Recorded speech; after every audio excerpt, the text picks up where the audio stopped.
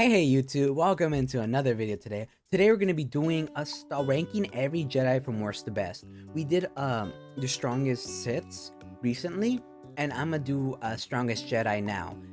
So we're just going to do one and the other so we know who the top dogs of each side are, Um, I'm expecting Revan to be on this list just because, we saw in the last video with every Sith ranked that when he switched back to a Jedi, he became even stronger than he was, and in that point he was contending with already big dogs and everything of that universe. So I'm expecting him to be around the top 10. I don't know about top 5, but definitely top 10.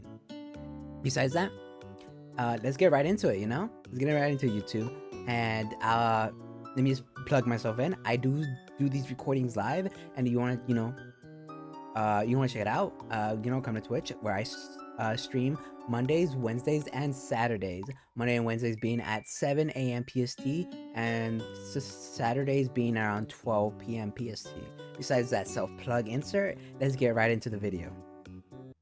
Have you ever thought about who the worst Jedi are? And no, Rey doesn't count. I think the worst Jedi in all Star Wars is That's the first one I think about. about. You have to be a different kind of evil to make clones fight each other just for the sake of it. No one's as bad as Pong Krell, but Barriss Offee is definitely close. Barriss didn't like the Jedi Order, which honestly I can understand. But then she decides the best thing to do is to bomb the Jedi Temple. And then on top of that, she frames Ahsoka for the crime. This ends up being the reason Ahsoka leaves the Order, and obviously we're never going to forgive Barriss for it. Unlike Barriss, Dooku went about things the right way. Instead of bombing the temple, he left the Order. Unfortunately, he let the dark side corrupt him anyway, and he became Palpatine's apprentice. Similar to Dooku, Baylan Skoll also lost faith in the Jedi Order. After Order 66, he stopped following the Jedi Code and opted to dabble in the dark side of the Force, which is why his lightsaber is orange, not red. Despite being a dark Jedi, though, I never noticed it was orange.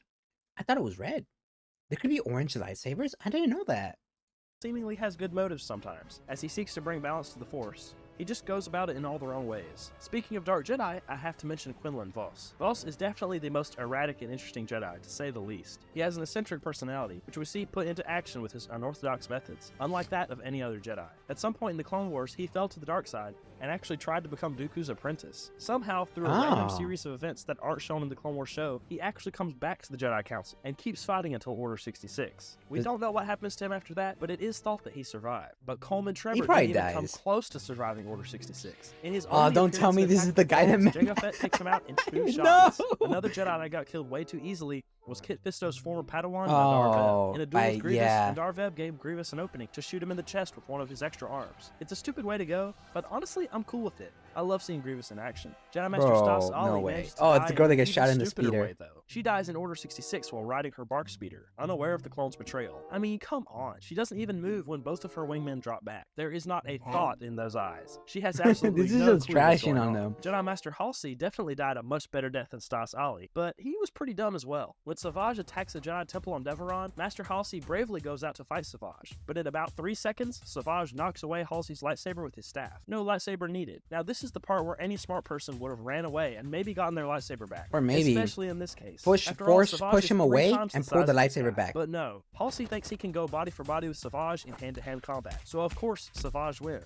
After that, the only thing that's left to defend the temple is Halsey's Padawan. Oh wow, he was murdered right away. Death I've ever seen in Star Wars. I'll cut him a break though, since he is just a Padawan. Which reminds me, Nox isn't actually on this list, because I'm not going to include any younglings or Padawans on this list. Okay. Barriss and a few others being exceptions. So just masters. I'm basing my rankings off of how powerful these Jedi are, how well they follow the light side of the Force, and how much they do in Star Wars movies and TV shows. So in case you're wondering, no, I'm not going to be ranking every single Jedi that appeared in all the movies. I don't want to go through the Battle of Geonosis and identify every single Jedi, or we'd be here for weeks. But back to the rankings. We've still got a lot of Jedi to go though. Like this man, Yarl Pooth. And no, he's not actually a cameo. Hey, Let me it's explain. Poof. I remember Poof. He was in the council members, no? It was in the timeline. In the Old Republic to the New Republic, the entire Star Wars timeline. He was in that video, and Master Poof. I remember I was trashing on him. I'm still gonna trash on him. Basically, George Lucas got the idea to introduce Kamino in Episode 2. In the concept art, they happen to look like Yarl Pooth. The problem is, the Kaminoans are supposed to be completely unknown to the Jedi. So what's the solution then, George? Well, let's just say Yarl disappeared on a mission, and he's some random species that's not Kaminoan. And for good measure, we'll replace him with Coleman Trebor, of all people. Anyway, Uriel Poof seems like he could have been a cool character, but at the end of the day, he doesn't really do anything, which is why he's here on this list. Just like Oppo Rancis, another unique-looking Jedi to say the least. Oppo Rancis was also on the council like Poof.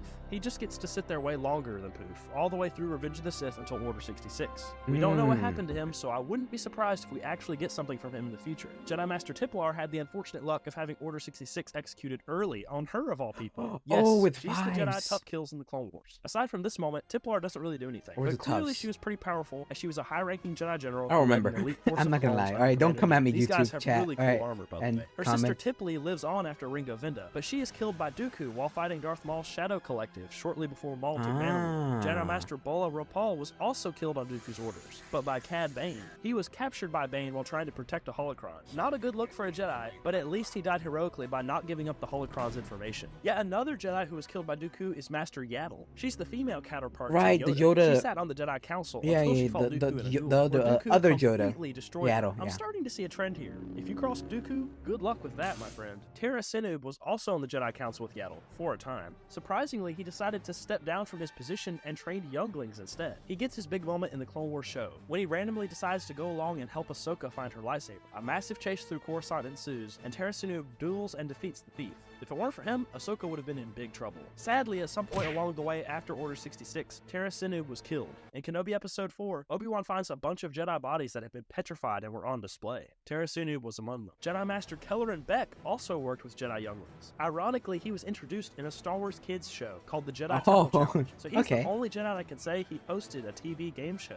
But he did actually do something way more important than that, though. He personally saved Grogu from Order 66. So we have Kelleran Beck to thank for the entire plot of the Mandalorian series, basically. And as far as we know, he may still be alive, so we may hear from him again in the future. Oh, Next, shit. We've got a confusing pair of Jedi. But don't see. Worry, I got you. Jedi Masters Agent Kolar and Eth Koth are both from the same species. Oh, it's this guy. The exact same, and both served on the Jedi Council. Eth Koth was on the Council until Revenge and of the he Sith, died, when right? Suddenly he was replaced by Agent Kolar. The reason for this is because Eth Koth's actor couldn't be in Revenge of the Sith, and I guess George Lucas was too lazy to change anything about the character except for his name. Eth Koth's story is that he stepped down from his seat on the Council and left the Order, so that he could go start a family. Eventually, Vader hunted him down and killed him. While he was in the Order, Eth Koth was a pretty mid-Jedi. He nearly died at Geonosis, and in the Clone Wars show, the main thing he did was get captured by Grievous. Agent Kolar doesn't do anything notable either, except he got to be saber fodder for Palpatine when the Jedi came to arrest him. In my humble opinion, the one shot. Agent Kolar shouldn't exist at all, but whatever. Jedi Master Saesee Tiin was next to Agent Kolar when he died, so it only makes sense that I put Master Tiin here. He was a great Jedi in many respects, and he was known as one of, if not the best starfighter pilot in the Order. We see that on display when he helps rescue Anakin and Obi-Wan from the Citadel prison. Like Agent Kolar, he also served on the Council, which is a clear indication of his commitment to the Order. Unfortunately, right after Agent Kolar, Saesee Tiin gets destroyed by Palpatine in Vader, so that really hurts his chances of being ranked high. I know that they didn't really do that much complicated movement in the show, right? Because the reason it's called and not in the show, in the movie, because the actor for Sidious was quite old, so he couldn't do any of the fancy stuff. But man, do I wish that they did more in that fight scene, because it's kind of a disappointment that it only lasted as long as it did. The reason Saesee Tiin came to the Citadel in the first place was because Master Evan Piel had been imprisoned there. Master Piel was an irregular Jedi because he was so down to earth. He often spoke in blunt, straightforward terms because he didn't believe in the bureaucracy of the Senate and the Jedi Order. Unlike most Jedi, he related to many common people and was easily able to make friendships with them because of this sentiment. As a result, he was much closer to the Force in a way many Jedi weren't. Although he was a seasoned veteran, by the time of the Clone Wars, Master Piel was actually really old. That's why he ended up getting captured and imprisoned at the Citadel, and eventually he died there. Master Adi Gallia also made friends with many common people in the Republic because she was born on Coruscant. She was used to going through the numerous levels of Coruscant, interacting with all kinds of people. This gave her a much broader perspective than most Jedi, who were more often than not were closed off and stayed at the temple all the time. Right, that makes sense. She became a great sense. diplomat, and she always sought to negotiate first rather than fight. However, this meant that she didn't train with her lightsaber nearly as much as she should have. When she faced Savage on Florum, she was completely unprepared and died when Savage headbutted her in the stomach. Let's get away from some lame Jedi Council members for a bit, though. How about Cal Kestis? Now, I know some of you are saying, but Eli, how can you put Cal above Jedi who were literally on the council? Yeah, fair enough. But I think part of being a good Jedi isn't all about what you do in the Order. After all, the reason Jedi Order collapsed is because it got corrupted. It was less of a way of life and more of an institution. We see Cal's growth in Fallen Order and that he's clearly good at heart, with good intentions behind his actions. He also has numerous unique force powers, like Force Stasis and his special connection with nature and animals. He's also proficient in pretty much any lightsaber style. He's able to fight with one lightsaber as well as two, or double blades, with equal skill in all. With that in mind, now you might be wondering why he's not higher on this list. And the reason for that is we don't know the rest of Cal's story yet. No spoilers, but Cal is having some trouble with the dark side. Don't get me wrong, that's okay to an extent, but it's unclear how far Cal will go with that, so we'll have to wait for the sequel to Jedi Survivor. Oh, because this is pre-Jedi Survivor sequel, right? 2 months ago? I mean, technically they left it very open-ended, but... But Cal wouldn't have gotten as far as he did in his Jedi training if it weren't for his master, Seer Junda. Now, to be fair, Cal in many ways is probably stronger than Seer, but I don't think we can definitively say that until after the third Jedi game comes out. And Seer is very powerful in her own right. She possessed numerous force powers and was clearly very well connected to the Force. Unfortunately, I mean, she ran the ones with Vader because of her tendency to slip into the dark side. She had her heroic moment when she allowed herself to be captured by the Empire in order to save some younglings, but none of that mattered as she succumbed to torture from Darth Vader. After seeing her Padawan turned into an Inquisitor, she flew into a fit of rage and killed a ton of Imperials at the facility where she was being held. However, she didn't fall to the dark completely, and she definitely redeemed herself by joining the Mantis crew and training Cal. Should Cal and Seer be higher on my list, or is this a good ranking? Go let me know in the comments. Next is a Jedi we don't really know much about at all, but his actions are pretty much what sets the entire Star Wars saga into motion. That person is Master Sifo Dyas. And no, that's not an alias for Darth Sidious. This guy was an actual Jedi that wasn't working for the Sith. He had the gift of foresight, and he saw the war coming to the Republic. He thought the Jedi would need an army. Obviously, the Jedi didn't like that, so they kicked him off the council. Sifo Dyas said screw that and hired the Kaminoans on his own to make an army for the Republic anyway. But this is where it gets interesting. Remember how I said not to cross Dooku? Sifo Dyas made the mistake of telling Dooku about his plan to start an army, and at this point, Dooku was already working for Sidious. So Dooku hired people to shoot down Sifo Dyas' ship, and he died in the crash. That allowed Sidious to take over the production of the army and add the inhibitor chips along the way. Oh my god, so he made it everything happen. He just had terrible luck. And even if he didn't really have screen time, aside from a couple moments in the Clone Wars show, I think he deserves to get ranked up here. In my 17th spot, I've got Ezra Bridger. Some of you might hate me for this ranking, but let me explain myself. First of all, I think we can all agree that Ezra has a lot of potential. He's clearly very powerful, but at the same time, he hasn't received the same level of training that many Jedi experienced, so he's definitely behind in that sense. Because of that, Ezra has a tendency to lean towards the dark side. He often acts in a brash, reckless manner, which is something someone who's truly in the light side would not do. Sure, he didn't give in to Maul or any of the other temptations he faced in the Rebels show, but I still think the fact stands. In the same way, Ezra might have also given in to the dark side in all the time he spent with Thrawn after Lothal, although we don't know that for certain yet, but Thrawn is definitely a very convincing guy. Also, if I'm being honest with you guys, I just don't like Ezra all that much. I always found his character annoying. Sure, for most of the Rebels show, he's just a kid, but still, that really got on my nerves. Another character I also find annoying Men said, fuck them kids. I hate them. That's crazy. Ki-Adi-Mundi. Except, I think I've got a legit reason for disliking him, as a person and as a Jedi. First of all, the Jedi are supposed to be free from attachments, but Ki-Adi-Mundi had 5 wives, strictly on the basis that his species needed him to reproduce. Like I said in my Jedi Council video, that's he used crazy. All of his big head to come up with that one. Hypocrite. He also led the Galactic Marines, a clone force known for its excessive brutality and aggressive fighting style. As the saying goes, I think a group takes on the traits of its leader, which speaks volumes of Ki-Adi-Mundi's true personality. And whether you believe in Star Wars war crimes or not, there's no denying that Mundi's use of flamethrowers is totally unnecessary, and it definitely brought unnecessary pain to the Geonosians, which is completely— Well, he might be right. As an arson enthusiast and as a lover of fire, you know, burn. Just kidding. Against the Jedi way. No, I'm not. Mundi also clearly wasn't very in tune with the Force. I think Qui-Gon had the right idea in that the Force is a living force that guides your life and your actions. Ki-Adi-Mundi instead believed in logic alone, which was clearly a blind spot in his connection to the light side of the Force. We see this blind use of logic play out when Ahsoka is framed for the bombing of the Jedi Temple. Mundi was the most vocal in condemning Ahsoka.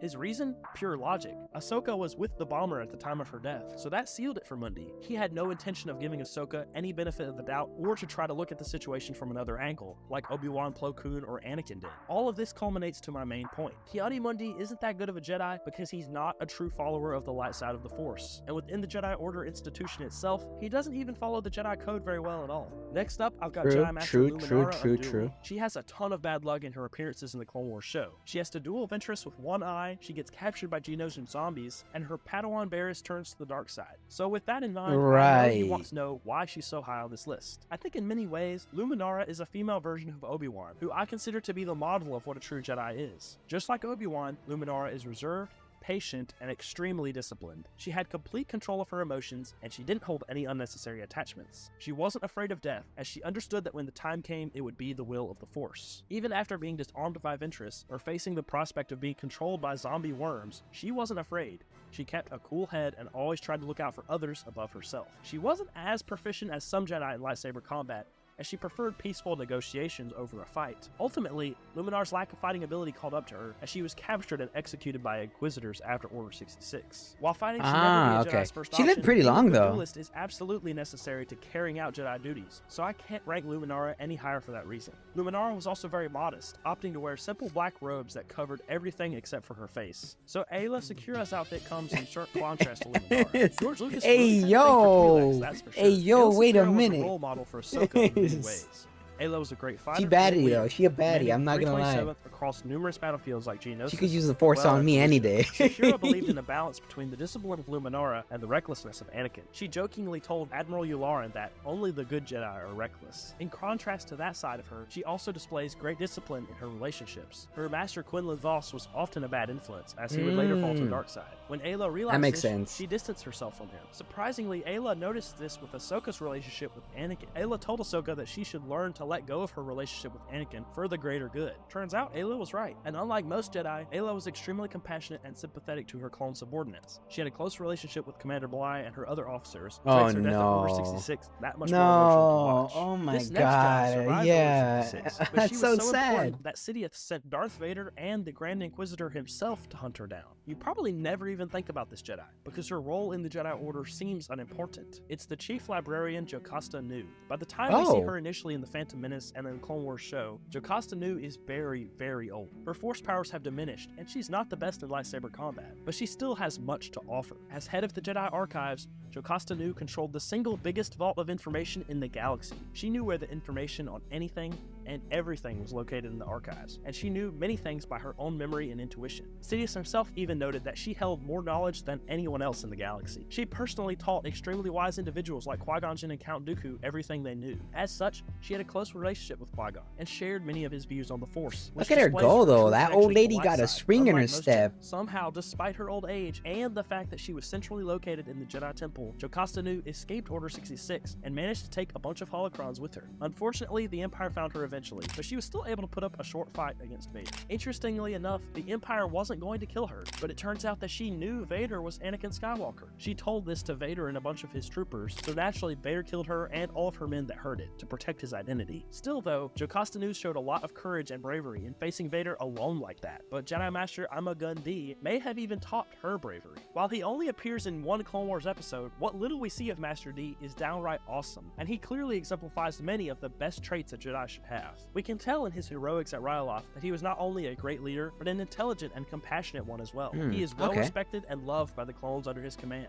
and he drew up a plan that bought the Twi'leks enough time to escape. Master D could have easily not cared about the Twi'leks, and once the Republic's air support was cut, I'm sure Master D knew that he and his forces were totally doomed. But rather than retreat or surrender, he met the Separatists head-on. He was completely willing to selflessly sacrifice himself for them. I think all of those things speak volumes. Oh, it's this guy. I remember this. I remember this. Fighting ability, as he took on an army of droids by himself. Master D was clearly in tune with the light side of the Force, as he was willing to go wherever the Force took him. The Force sure took Anakin some crazy places, Yeah, This is I was gonna be like, a I'm hot pretty sure he take, but I'm died ranking there, Anakin but in the 11th spot on this list. Some of you are gonna be mad that I didn't put him higher. To that I say, Anakin just wasn't that good of a Jedi. He turned to the dark side for one thing, and he definitely committed some more crimes along the way. And he had a serious attachment issue with Padme, so he broke numerous parts of the Jedi code. To those of you saying I should put him even lower, here's the deal. Whether you like it or not, Anakin is the chosen one, and that is significant. Let's face it, the bad that Anakin does is outweighed by the good he does throughout the war, saving countless worlds from the Separatists. He was the biggest I don't know hero if I the agree Jedi with had, this, the best but starfighter pilot, I'll hear him fighter, out. you name it.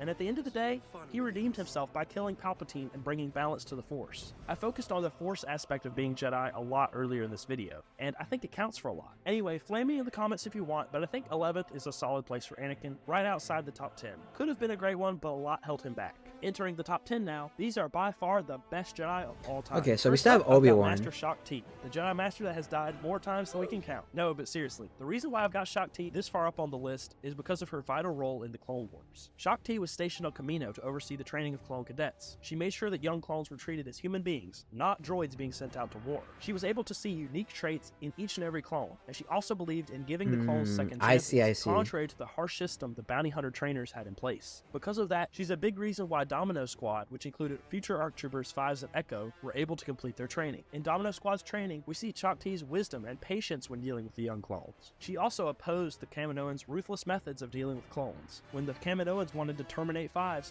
Shock T opposed it and saved 5s. She was also a big part of protecting and defending Kamino against the Separatist invasion in an attempt to steal Jango Fett's DNA. Throughout the invasion, she remained calm and collected as she directed the defense. That's a good way to start off the top 10. And coming in at number 9, I have Caleb Dune. Wait, who's that? Who's this guy? Oh, you probably know him as Kanan Jarrus. I know some of you are already thinking about his relationship with Hera. Isn't that completely breaking the Jedi code? Maybe it does from a certain point of view. However, when you think about it, not having attachments means letting someone or something be too important. When the time comes, you can't let them go. This is what happens with Anakin and Padme. Pretty much every bad thing that Anakin does is on the pretense of his love and attachment to Padme. Kanan is the polar opposite of this. His love for Hera is a relationship that strengthens him and makes him better, and when the time came, he let go and sacrificed himself. Being a Jedi is more than just following the Jedi code to the letter. It's about a person's journey with the light side of the Force. The code is simply practical guidelines that prevent someone from falling into the dark side. While it's not canon, Luke Skywalker marries Mara Jade and starts a family. I think this is also a great example of how a dedicated light side user can still have romantic relationships. It draws them closer to the Force, not towards the dark side. I like this. I like this. I like, yeah. Yeah, I like this. I agree with this. He was also a great Jedi as a mentor to Ezra and as the leader of the Ghost crew. He was always patient with Ezra, despite how annoying Ezra is, like I said earlier. Despite having not much formal Jedi training, Kanan was extremely competent in lightsaber combat too. He knew 3 different lightsaber forms, and he personally defeated the Grand Inquisitor. In sharp contrast to Kanan, the next Jedi on my list is Mace Windu.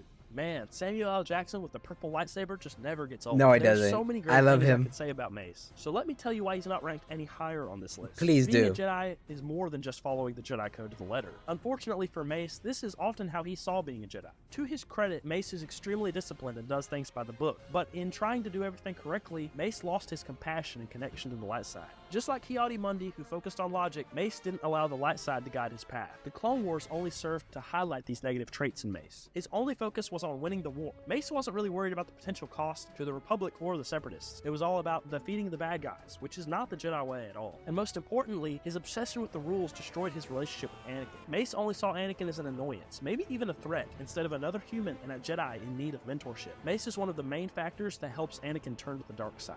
With all of that in mind, I just can't rank Mace any higher than 8th, especially with all He's of the top great 8. Jedi we've got That's coming fine. up. He's Like top my man, 8. Kit He's Fisto. top 8. Kit Fisto is a super fun Jedi. He's laid back and easygoing, but he can also be super intense and observant. Mace Windu, one of the best duelists in the Order, claimed Kit Fisto was among the greatest duelists of all time. He was adept at using... Yeah, he died so fast. Goddamn Insidious is crazy. It's so crazy, Mike. My boy got one shot. lightsabers in combat, and we see that on display with his unique fighting style when he dueled Grievous. He fought Grievous on multiple occasions, and one time he even cut Grievous's legs off. Kit Fisto was also a critical part of the underwater war on Mon Cala in the Clone Wars Season 4. Since Kit's species had the ability to breathe underwater, he was one of the logical choices to help Anakin and Ahsoka with defeating the Separatists. Of course, given Kit's skills and achievements, he was a natural selection for the Jedi Council. While not all council members are created equally, it definitely means you're a better Jedi than most. The most important thing, of course, is that Kit Fisto was truly committed to the light side of the Force. That is a defining trait of our next Jedi,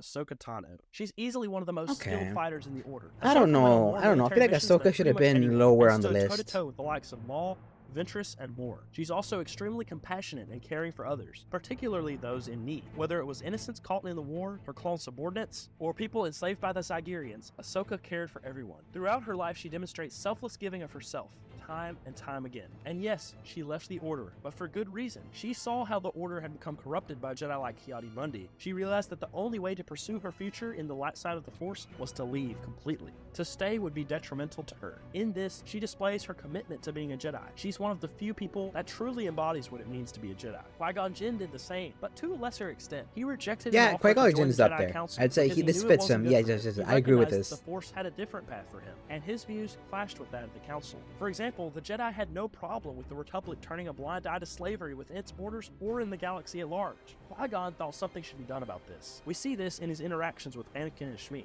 Qui-Gon wanted to free both of them, not just Anakin. But why did Qui-Gon hold such unique views? That's because Qui-Gon was among the most well-connected to the Force. He was known as a wise, spiritually oriented Jedi, and that's what led him to Tatooine to discover Anakin. He understood and believed the prophecy of the Chosen One, even when no one else did. He was the crazy one in the room for actually understanding the Force, which is a big indicator of how far the Order had lost his way. As a result of that understanding, Qui-Gon was the first Jedi to become a Force ghost, and he even taught Yoda and Obi-Wan how to do the same. Unfortunately, Qui-Gon was not as there's been other ghosts, but you know, Jedi, as we see in his duel with Maul. This is mainly due to the fact that in Qui-Gon's time, Jedi didn't have to fight much. Also, in his duel with Maul, we have to remember that Maul was in his prime, with a never-seen-before fighting style, while Qui-Gon was older and weaker than he would have been in years past. In contrast, one of Qui-Gon's closest friends, Plo Koon, was extremely skilled at fighting and gained a ton of this guy was like one of the best pilots, no? The two were close because Plo was empathetic of Qui-Gon's plight. Plo shared many views with Qui-Gon, but saw it as his duty to serve on the council anyway. But he understood Qui-Gon's reasoning for not wanting to join, unlike the other council members. Plo was also a member to Ahsoka. In many ways, they had a relationship like that of a father and a daughter, so many of her best traits were acquired from him. He was also exceptionally caring and a compassionate leader. As such, his clones in the Wolfpack loved and respected him because he knew them by name and sought out their well-being. His clones even went as far what's as that scene? What is that one scene? Why are you helping us? We're expendable. Not to me, you know? On the side of the battalion's gunships with the inscription, Plo's Bros. The clones that's were like cool. family. I like that. That's what makes his death so much more emotional. Yeah, he gets shot down. Because he never knew that they were doing it against their will. And with that, we're in the top 3. The third best Jedi of all is Master Yoda, the only Grand Master of the Order and the leader of the Jedi Council. And what's above this? I know Luke's not here. I mean, I know Luke's is above, but who else? Who else? I can't think of anybody else. He survived Order 66 and a duel with Sidious, and managed to stay alive long enough to train Luke Skywalker, so that Luke was prepared to take on Vader and eventually Palpatine himself. Speaking of which, Luke is actually the second best Jedi on my list. Sure, wow, who's the best then? Like most of his power is left untapped in the original movies. He is not the best duelist or the wisest Jedi, but this is his advantage. Luke is Obi-Wan. It's kind of really Obi-Wan. More than to save his friends and the rebellion, and he'll do whatever it takes to accomplish that. Because he was never tainted by the corruption of the Jedi Order, Luke, like Ahsoka, is free to be closer to the light side of the Force. That's what brings him so much power. Through that, Luke, with help from Vader, is the only person who was able to defeat Darth Sidious, despite multiple attempts by those who came before him, including Yoda. Luke helps fulfill the prophecy about Anakin and restores balance to the Force, which is the single most important event in the Star Wars saga. There's really no better Jedi than Luke, except for one. Obi-Wan Kenobi is the archetype of the perfect Jedi. He's clever, incredibly disciplined, patient, and most of all, he cares about the greater good with no thought of himself. Obi-Wan fought more villains than anyone, whether it was Maul, Dooku, Grievous, Savage, Vader, you name it. He beat them more often than not, and when he didn't, he trusted that things would work out. And when his world came crashing down around him after Order 66, he didn't let that phase him. He stayed focused on the path ahead of him. The thing is, Obi-Wan always trusted the Force, despite all the things that happened to him. In my opinion, that's the most important part of being a Jedi. If you like this video, you should check out the one on the screen. I know. Wow. Okay. Let me think. That's a lot. I don't know if I agree with that, but like, I don't know if I agree with that, but better than Luke is a crazy statement. The better Jedi than Luke? I'm definitely I'll hear you out, but I don't know if I agree with that statement. Better than Yoda too. Ooh. I mean, I don't know. I don't agree with it. I don't agree with it, but I'm not gonna be like, oh, it's so absurd. I just gonna say, it's like if I would tweak stuff, I'd tweak small stuff, nothing big. Anyways, that has been my reaction to ranking every Jedi from worst to best. I very much enjoyed it. I didn't agree with most. No, I'd say like good. I didn't agree with a little bit of it. I'd say like 20% of the list, but the rest of it I did agree with. So that would be my thoughts on the video. You know, I think definitely maybe switch around Luke and Obi-Wan. Maybe. I would definitely debate on that. Yoda maybe should be higher. Second, maybe. That's the discussion. Those could be interchangeable, depending on what your view is. As for I think Ahsoka was a little too high. I think Ezra was too high. I think there's a lot of things here that should have been moved around a bit. But anyways, besides that point, like it was a good video. I enjoyed it. Make sure to check him out. I'll put his, the original video in the description as always. And I do these things live, so if you want to be here while I'm recording these, do make sure to check out my Twitch. Besides that self-insert, I hope you guys have a good day, and I'll see you later, my lost souls. Bye bye.